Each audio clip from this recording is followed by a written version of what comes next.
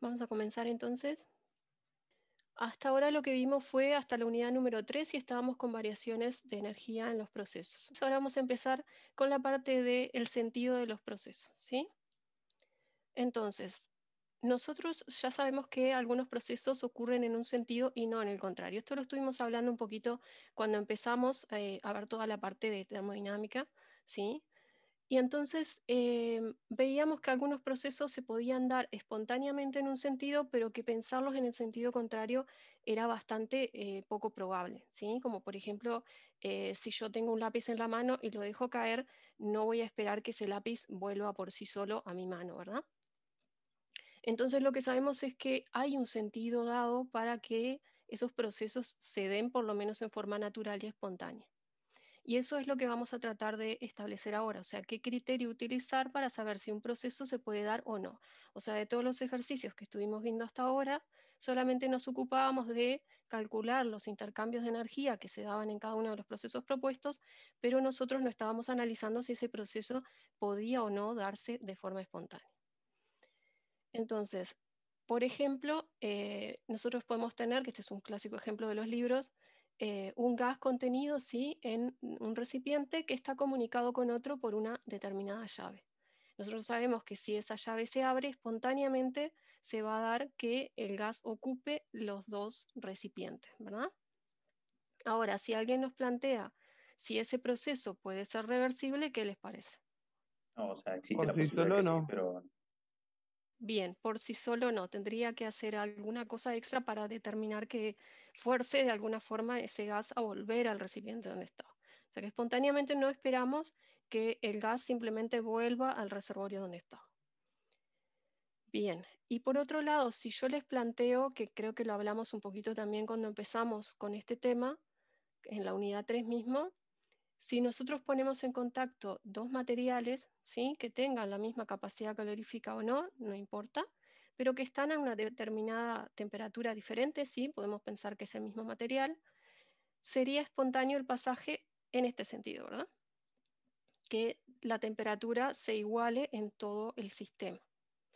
Ahora, no pensaríamos que sería probable que vaya en el sentido contrario, o sea que espontáneamente un sector en el sistema pase a tener 25 grados y el otro sector tenga 75. O sea que nosotros estos ya lo sabemos de antemano. Lo que tenemos que buscar es cómo con las ecuaciones determinarlo y para todo sistema, es decir, para sistemas en los cuales intuitivamente no podemos registrar para qué lado se van a dar, como por ejemplo una reacción química.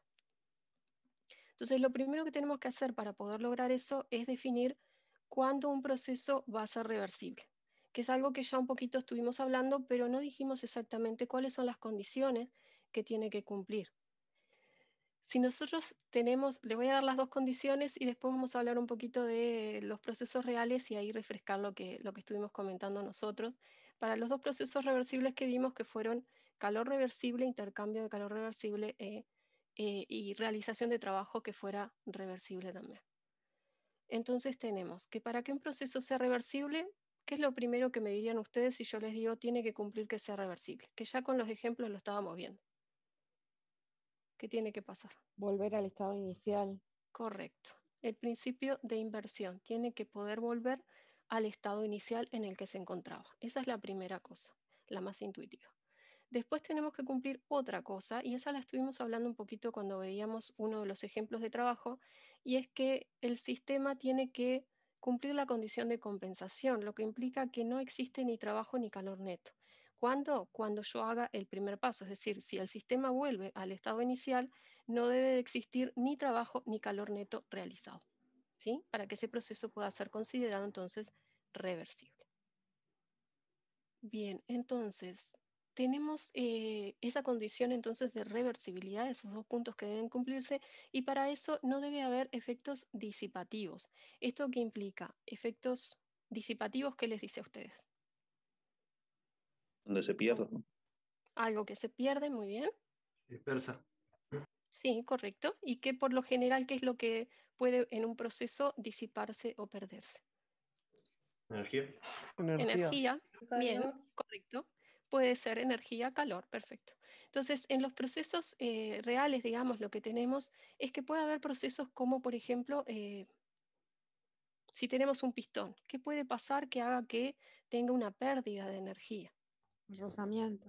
Correcto, rozamientos. Es uno de los procesos disipativos que se dan en los procesos reales y que hacen que esa energía se pierda como calor, ¿sí? Y se va, no la puedo recuperar. A su vez pueden tener temas como lo que es la viscosidad, que también puede verse como una forma de rozamiento y la vamos a analizar un poquito más adelante en el curso. O ya la vieron con Daniel, ya lo vieron, ¿verdad? No me acuerdo del nombre. ¿Picosidad? Sí. Sí, sí. Está bien, entonces si ya lo vieron, vieron que también lo podían ver como ese rozamiento que existía entre las capas y que impide un poco lo que es el movimiento de los fluidos. Entonces también sería un proceso que se puede ver como disipativo. A su vez, si estamos utilizando una resistencia para calentar, también vamos a ver que puede existir una disipación de la energía sin una pérdida de calor hacia el ambiente. Entonces, bien, vamos a ir un poquito más con lo otro que nos dice acá, que es no debe haber diferencias finitas entre el sistema y el ambiente durante el proceso. Y ahí vuelvo con lo que les decía hace un ratito que les pregunté.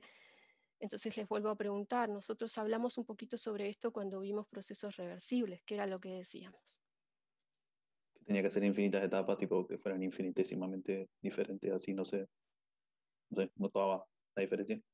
Ahí está. Nosotros trabajamos con diferencias infinitesimales, o sea, muy pequeñitas en cada etapa, de manera que entonces no había un cambio, ¿sí?, apreciable en lo que era en cada etapa la presión o la temperatura.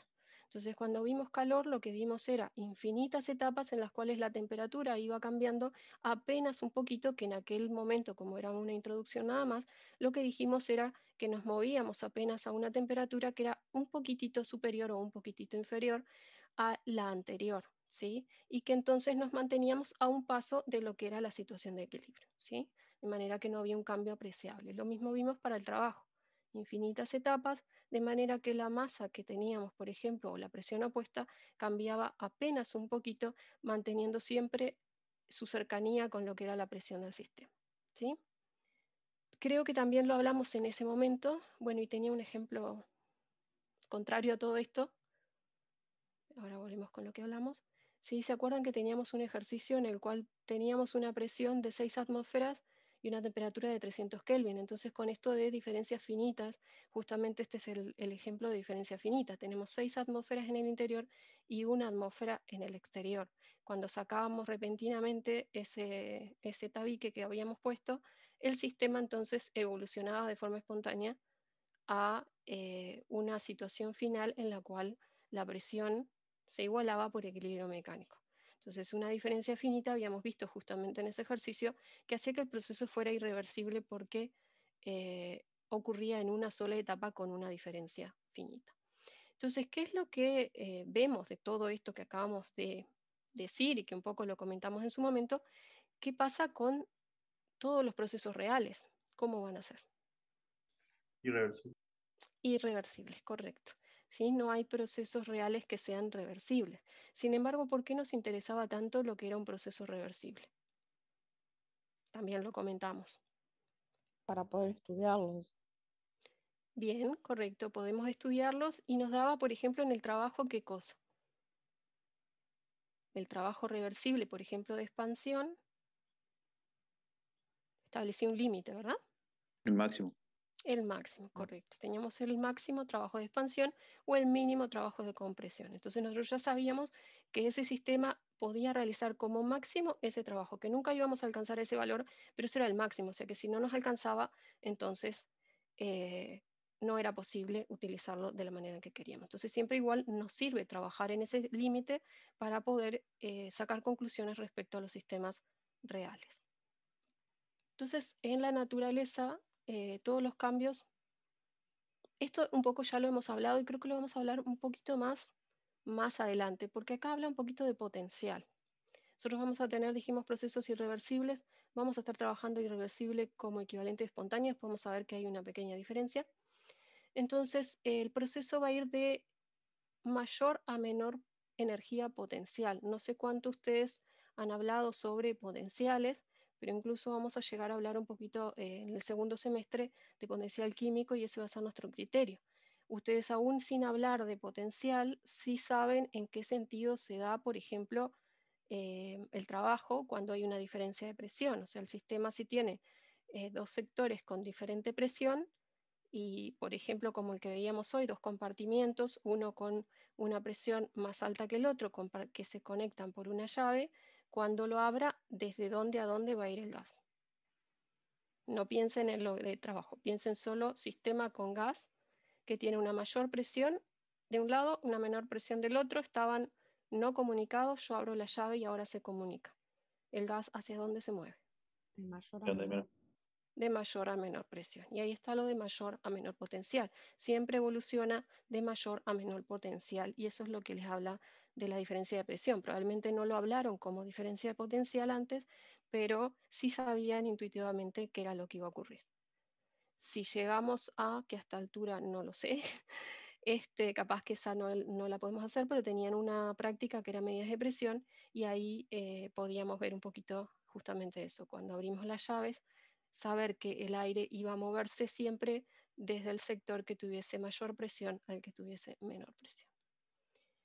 Bien, la transferencia de calor también la hablamos, aunque no le dijimos potencial térmico, que se daba de dónde a dónde. ¿En qué sentido se da una transferencia de calor?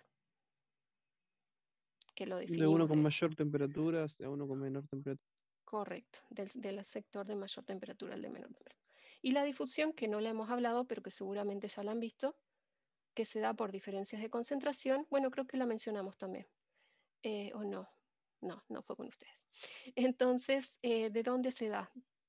¿En qué sentido? Si hay una diferencia de concentración, De mayor concentración a menor. correcto, mayor a menor concentración.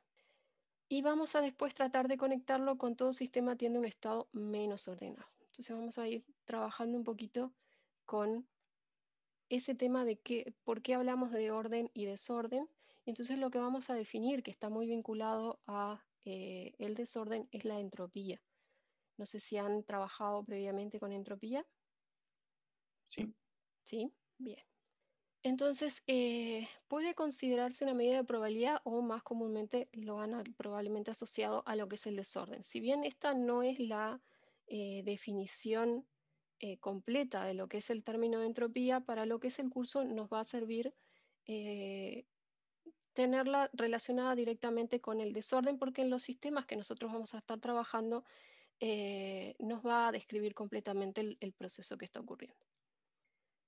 Entonces, por ejemplo, seguramente esto ya lo han visto anteriormente, no sé si Daniel ya se los empezó a comentar cuando vieron estados de agregación, pero podemos analizar qué es lo que pasa con la entropía en los distintos estados. Si nosotros comparamos el sólido con el líquido y con el gas, ¿qué es lo que vamos a decir? ¿Cuál tiene mayor entropía? El gas. El gas, correcto. ¿Por qué decimos que tiene mayor entropía? Que tiene más desorden, moléculas Correcto. están más desordenadas. Las moléculas están más desordenadas. ¿Qué es lo que me hace pensar o qué es lo que permite que haya mayor desorden en el gas? Hay como más La posibilidades de posibilidad que de estén definir, ordenados. Bien, posibilidad de definir. la posibilidad de definir un lugar específico de la molécula. Bien, puedo definir un lugar donde se encuentra la molécula. Más fácil, correcto. No. Y no entendí lo que me querías decir ahora. No, que en el caso del gas es más difícil definir un lugar concreto donde está la molécula. En el caso Bien, del estado sólido, sí. porque está en movimiento.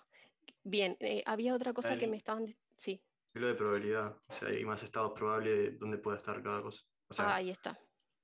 hay más, no sé cómo decirlo. Lugares Tipo, probables donde pueda estar.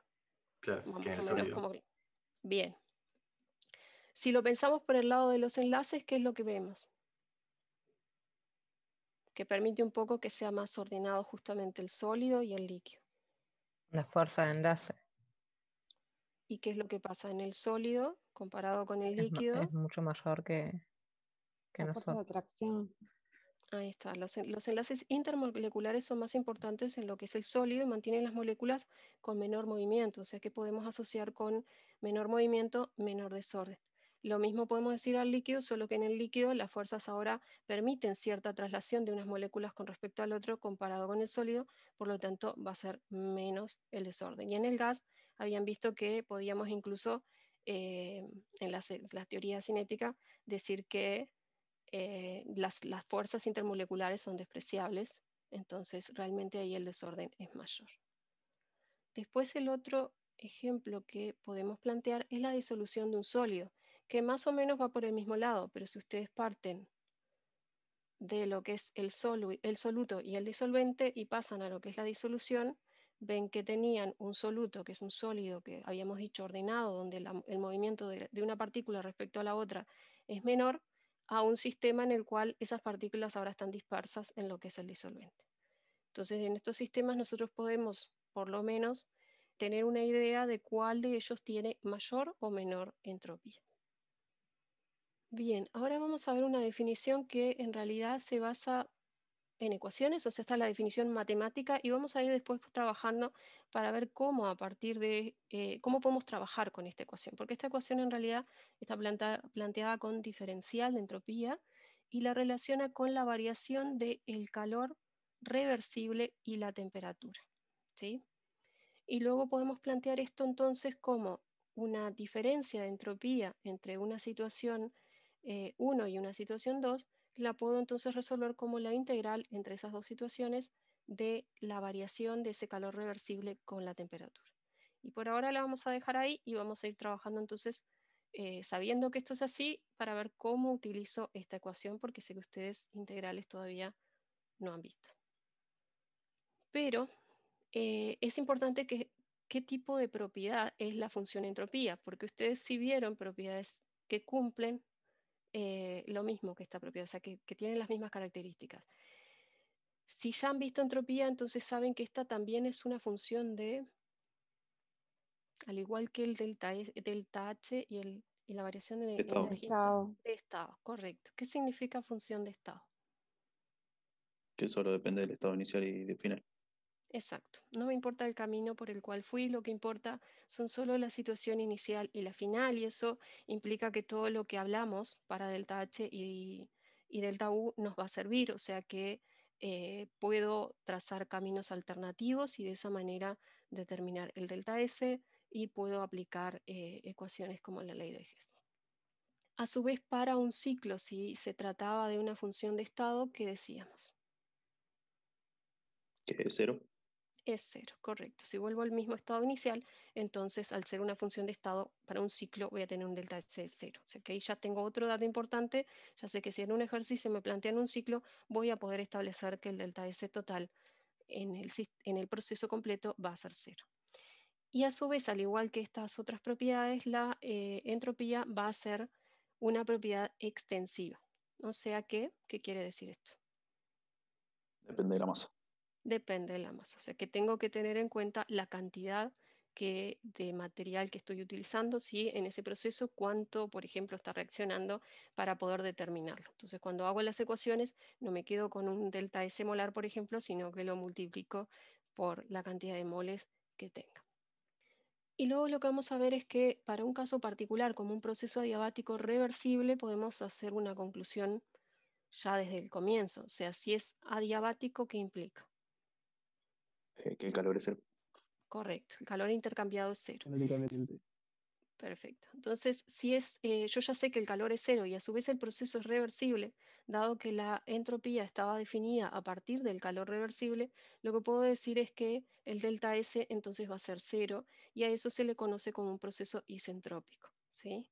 Entonces, cuando el proceso sea reversible y adiabático, yo ya puedo entonces también determinar que el delta S va a ser 0.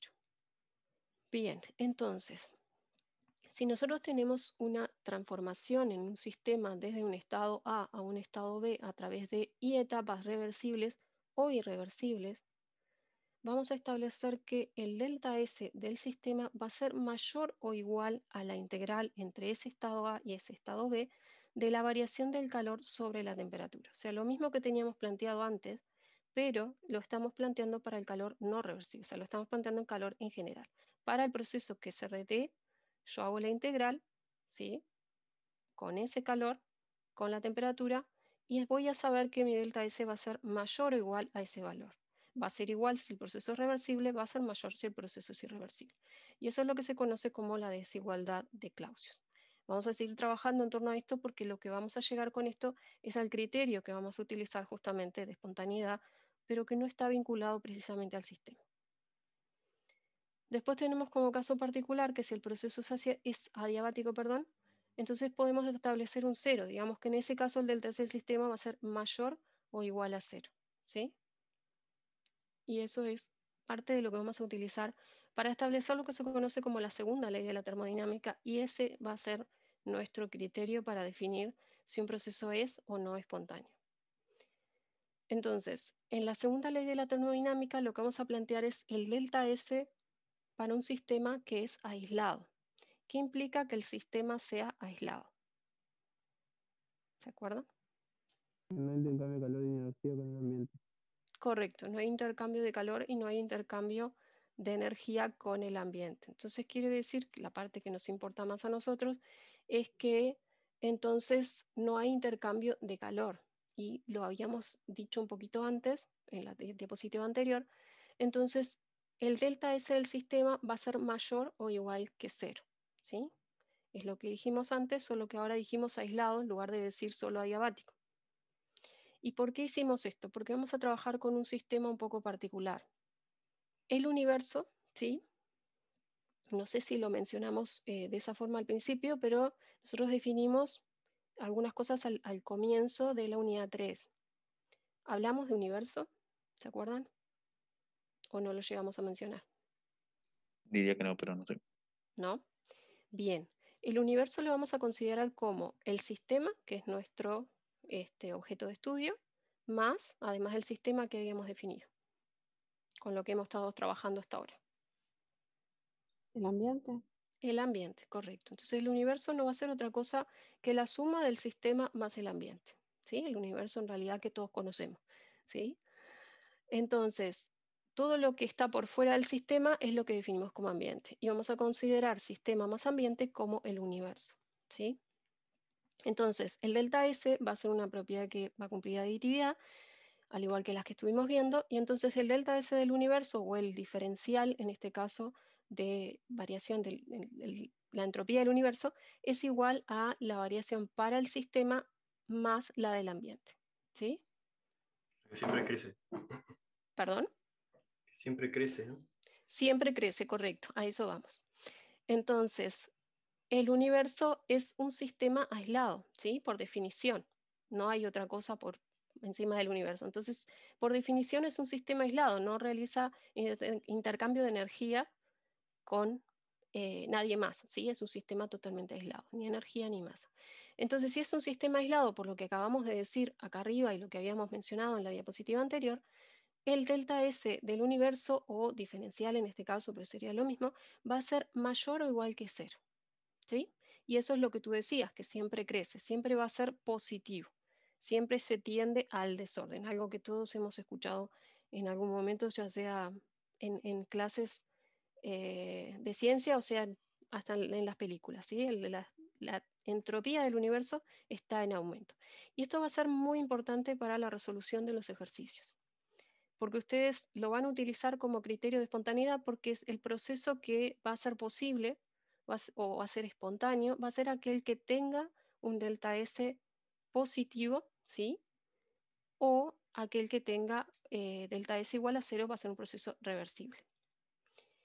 Vamos a escribirlo en la diapositiva. Tenemos entonces delta S del universo mayor que 0, nos va a decir que el proceso es irreversible, un proceso real o espontáneo, y el delta S del universo igual a 0 nos va a estar diciendo que el proceso que tenemos entonces es reversible. O sea, si nosotros logramos calcular el delta S del universo, entonces vamos a poder establecer si ese proceso se va a poder dar o no, o si es un proceso reversible. ¿Sí? Esto es lo que tú me decías, la entropía del universo nunca puede disminuir, o sea, siempre está en aumento, y es un criterio a la hora de evaluar los resultados. Vieron que cuando estábamos resolviendo ejercicios, siempre íbamos a analizar ese resultado final, ¿sí? Entonces, en este caso, si nosotros, ya sea que se nos pregunte decidir si es irreversible o reversible el proceso, o que simplemente se nos pida calcular el delta S del universo, nosotros tenemos que tener presente que no puede darnos un valor negativo, ¿sí? Entonces, traten de tener registrado cuáles son esos valores que no pueden informar, esos valores que los alertan de, acá hay algo que está mal, ¿sí? Porque es bastante frecuente que cuando estamos haciendo los cálculos del delta S, que van a ver que llevan unos cuantos pasos y que hay que tener varias cosas en cuenta, entonces puede pasarnos que nos dé negativo. De hecho, puedo decirles que a mí me ha pasado varias veces, cuando estoy haciendo la resolución de los ejercicios para hacer, porque hacemos la prueba de los parciales previamente para ver si hay errores de letra, si lleva mucho tiempo, etcétera, me ha pasado varias veces que me da negativo. Y eso implica que volver a revisar primero las cuentas y después el planteo a ver si nos comimos una etapa o hubo algo que no tuvimos en cuenta. Entonces es muy importante que ustedes cuando resuelvan el parcial, si quieren se anotan una lista, porque no son tantas, de las cosas que no pueden pasar, ¿sí? Entonces, por ejemplo, el Kelvin negativo que hablábamos la otra vez, si es una temperatura que el Kelvin nunca me pueda dar menor que 0, y en este caso lo mismo. ¿Por qué? Porque es un error conceptual y les puede anular el trabajo que hicieron. Entonces, pueden hacer varias cosas bien en esa parte y tener solo un error en el planteo, pero están informando un delta S del universo negativo, y eso les puede arruinar esa parte, ¿sí?, del ejercicio. Entonces es muy importante que analicen ese resultado, además de que les alerta del error y lo pueden corregir, ¿sí? Bien, entonces tenemos nuestro criterio de espontaneidad. Y lo que no tenemos es un criterio de cuál es la velocidad que tiene el proceso. Eso lo vamos a analizar en el segundo semestre, ¿sí? Pero en esta parte nosotros no sabemos nada. Lo único que sabemos, lo que agregamos respecto a lo que estábamos viendo antes, era si el proceso se puede dar o no de forma espontánea. Pero no sabemos nada de cuál va a ser la velocidad con la que se va a dar. ¿Ah? Bien, ahora lo que vamos a ver es caso particular sistema aislado, que en realidad vieron que estábamos hablando, sí, de sistema aislado, pero estábamos trabajando con un sistema muy particular también, que era el universo. Pero ahora vamos a hablar del sistema, el que habíamos definido antes, el de estudio, ¿sí? Si el sistema es aislado, como dijimos, un sistema aislado es un sistema que no intercambia energía ni masa con el ambiente, entonces eso significa que para el ambiente va a ser como que no pasó nada, no cambia nada en el ambiente, no puede haber desorden generado por el proceso porque el sistema no lo permite, ¿sí? No intercambia con ese ambiente. Entonces, en ese caso, el delta S del universo y el delta S del sistema van a ser iguales. Y solo en ese caso, yo voy a poder utilizar ese delta S del sistema como criterio de espontaneidad. El proceso va a ser reversible, ¿sí?, cuando el sistema sea aislado y cuando el delta S de ese sistema sea 0. ¿Sí? El proceso va a ser irreversible cuando el sistema sea aislado y el delta S del sistema sea mayor que 0. ¿Sí? Y insisto mucho con aclarar lo del sistema aislado, y por eso está escrito ahí, porque justamente es el único caso en el que ustedes van a poder utilizar ese delta S del sistema como criterio para saber si el proceso es o no reversible o irreversible. ¿Sí? En cualquier otra situación, cuando el sistema no es aislado, tienen que tener en cuenta la variación de entropía entonces del sistema, pero también de los alrededores, es decir, del ambiente. Y esto es lo que veníamos diciendo, de que un proceso espontáneo aumenta la entropía, pero es del universo y no del sistema. Que eso también quiere decir que si ustedes están resolviendo un ejercicio, el delta S del sistema les puede llegar a dar menor que 0, ¿sí? Pero lo que no puede pasar es que el delta S del universo les dé menor que 0. Ese va a ser mayor o igual que 0. Ahora, hasta la clase pasada estuvimos viendo ejercicios y estuvimos trabajando con ese ambiente, pero bastante poco. En lo que hemos visto hasta ahora solamente nos preocupaba el ambiente, si realizaba trabajo sobre mi sistema, si tenía una determinada presión o una determinada temperatura, pero no hemos estado trabajando mucho con cálculos de magnitudes de ese ambiente. Y ahora lo vamos a necesitar, o sea, nuestro delta S objetivo es el delta S del universo, y eso implica que tenemos que conocer el delta S del ambiente. Suele ser bastante complicado obtener justamente datos acerca de lo que es el delta S del ambiente. Entonces lo que vamos a hacer es hacer una simplificación de lo que es ese ambiente. Vamos a definir lo que se llama fuente térmica, ¿sí? Entonces una fuente térmica, por definición, va a intercambiar calor en forma reversible siempre. Eso, como vinimos repasando hace un ratito, implica que las variaciones de temperatura y presión que sufre son muy pequeñas, ¿sí? Infinitesimales, prácticamente despreciables. Entonces, el calor intercambiado puede ser irreversible para el sistema, pero para la fuente siempre se considera reversible, o sea, desde el punto de vista de la fuente. Por ejemplo, imagínense que ustedes realizan una reacción química, que puede ser, por ejemplo, exotérmica, dentro de un recipiente que tenga paredes conductoras, pero ese sistema, ese recipiente, lo colocan dentro de un reservorio de agua muy grande, como puede ser una piscina, por ejemplo. Entonces, ¿qué pasa? Va a haber calor intercambiado, se va a liberar energía desde ese sistema y la va a recibir la masa de agua. Pero esa masa de agua es tan grande que entonces no voy a generar un cambio de temperatura en esa fuente, ¿sí? Entonces eso es lo que se considera una fuente térmica. Para esa fuente no ocurrió un cambio apreciable de temperatura, por ejemplo, ¿sí? Los cambios para esa fuente siempre van a ser considerados entonces reversibles. Eso para la variación de entropía, si se acuerdan que estuvimos viendo que era esa integral, no sé si hasta ahora les ha quedado el mecanismo que usamos casi siempre, pero lo que hemos visto, lo poquito que hemos visto de integrales es que cuando algo es constante lo puedo sacar para afuera. Y eso es lo que vamos a hacer acá. Esta temperatura va a pasar a ser constante y por lo tanto al sacarla me queda solamente una integral con respecto a la variación de calor y por lo tanto es el calor intercambiado total. Por lo tanto, para calcular el delta S de la fuente, que en este caso va a ser nuestro ambiente, voy a utilizar entonces el valor del calor que esa fuente recibe sobre la temperatura que esa fuente tiene, ¿sí? Puede ser muchas veces en los ejercicios tengo un termostato, ¿sí? Un baño de agua termostatizado. Y probablemente se les aclare también que pueden considerarlo como una fuente térmica. Entonces, vamos a ir un pasito más porque nosotros por lo general tenemos datos del sistema. Entonces yo quiero vincular el calor que recibe la fuente con el calor del sistema. ¿Cómo lo podría expresar? ¿Cómo los vinculo? Calor, vamos a suponer, absorbido por la fuente es igual a,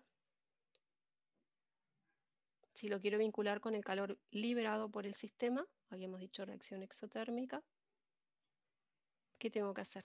Es algo bien sencillo. A ver, ¿me escuchan? Sí.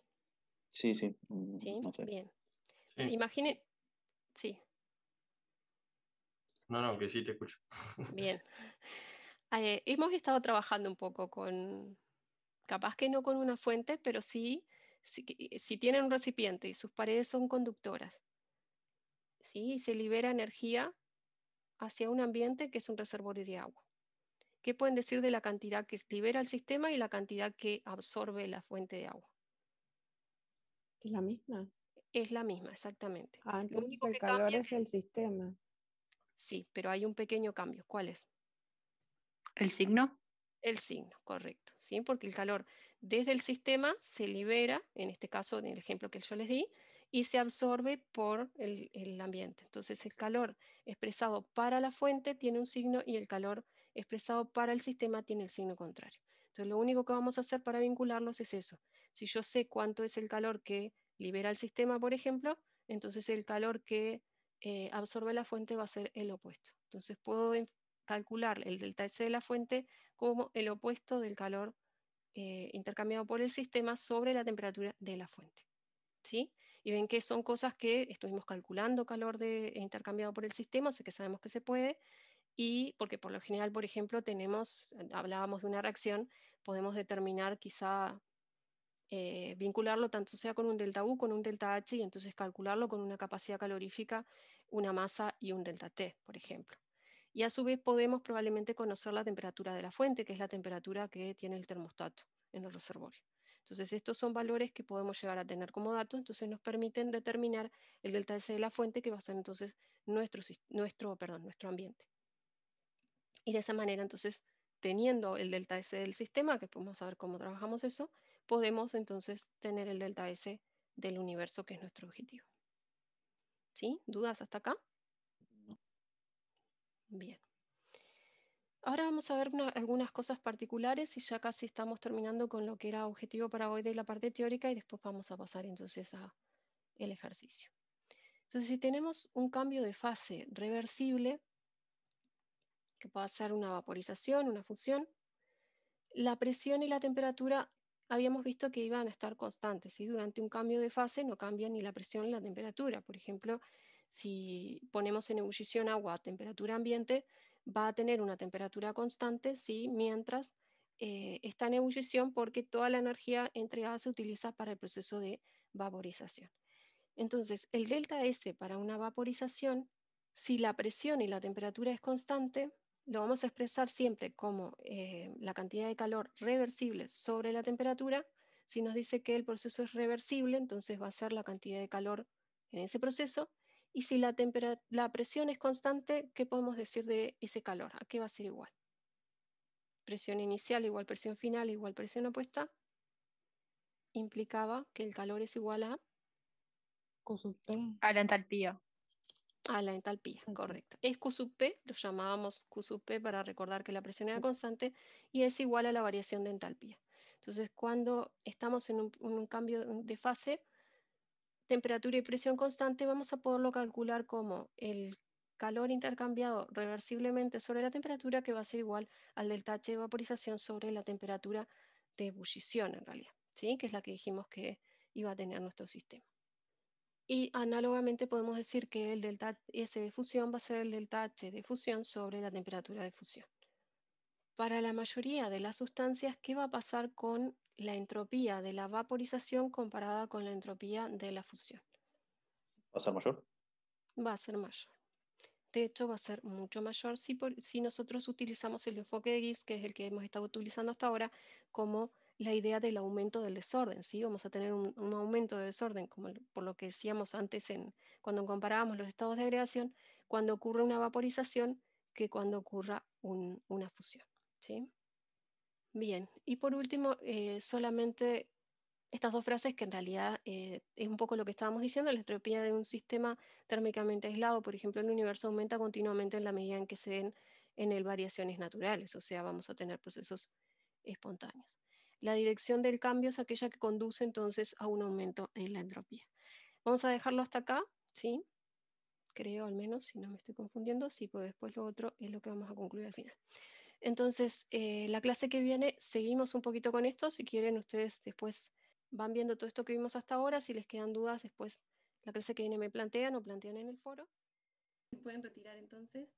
Por favor. Gracias, Hasta luego, chao, chao. Chao. Buenas noches. Chao, profe.